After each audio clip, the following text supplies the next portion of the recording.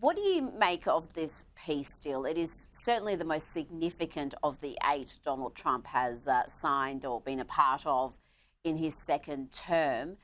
But the pressure on this to be an enduring peace deal is enormous. Can you see this lasting? Can you see the involvement of the Arab world ensuring that this has the best chance to succeed? Rita, I really don't know. Now that their living hostages have been retrieved, I don't know how much appetite Israel has to go back in there and resume fighting with Hamas. And as far as the other Middle Eastern countries, the other Islamic countries are concerned, I just don't know who in that group has the wherewithal to go into Gaza, go into those tunnels and do battle with terrorists who look like civilians. I think it's very hard to see what the future holds. For now, the Hamas is basically just continuing to oppress people in Gaza. And as long as it stays that way, I'd be surprised if the Israelis do very much about it. Now, this next story made headlines across the country when a former Doge staffer, Edward Corstein, who was known as Big Balls, he was brutally bashed in DC. His attackers now, John, have dodged jail thanks to Associate Judge Kendra Briggs of the Superior Court of the District of Columbia. This was a Biden-appointed judge that spared the 15-year-old's jail last week. And this has outraged so many on the right, including President Donald Trump and Elon Musk, who posted, "This was a racist verdict by a racist judge. The simple test to apply is if the races had been reversed, the white kids would be in prison. Equal justice for all."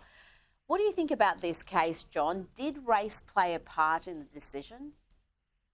Well, it may have, Rita. There's an ideology on the left that America is a racist country, that our criminal justice system is racist, and therefore you have to balance that out by going easy on Black defendants. Now, those premises are not true at all, but it's something that we see again and again and again in these criminal cases.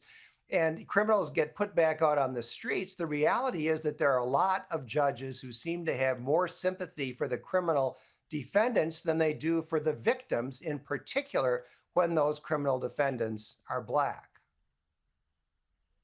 Now, before you go, I've got to ask you about former Biden White House Press Secretary Karine Jean-Pierre. She has now unleashed on the Democratic Party in her new memoir. She has written about Joe Biden, her boss's dumping, and she did not hold back. She said, "I was angry and sad. I was enraged and heartbroken that this man had given more than 50 years of his life to serving the American people, and in the end, he'd been treated poorly by members of his own party. It was horrible." John, she explains that she's now an independent because she just could not stomach being a Democrat for a minute longer.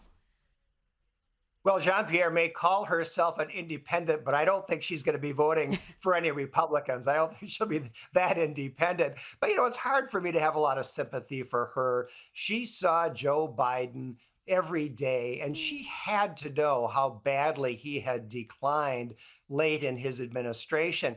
I think the Democrats should be faulted not for betraying Joe Biden, which is what Jean-Pierre is upset about, but rather for being willing to run Biden for a second term right up until the moment when he collapsed on the debate stage, even though they knew that he was not capable of carrying out the duties of the office. That's the real scandal here.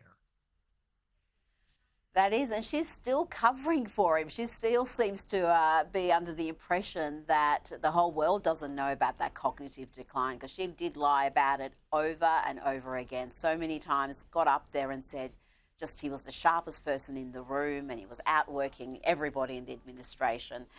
John Hinderaker, thank you so much for your time tonight.